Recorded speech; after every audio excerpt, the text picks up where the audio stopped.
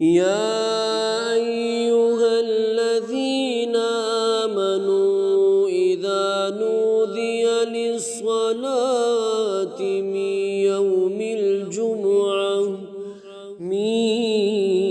يوم الجمعة فاسعوا إلى ذكر الله وذروا البيع ذلكم خير لكم إن كنتم تعلمون. فإذا قضيت الصلاة فانتشروا في الأرض وابتغوا من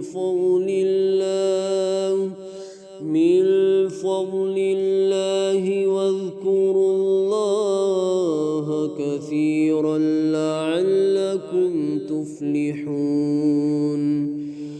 وإذا رأوا تجارة أو لهوا انفضوا إليها وتركوك قائما قل ما عند الله خير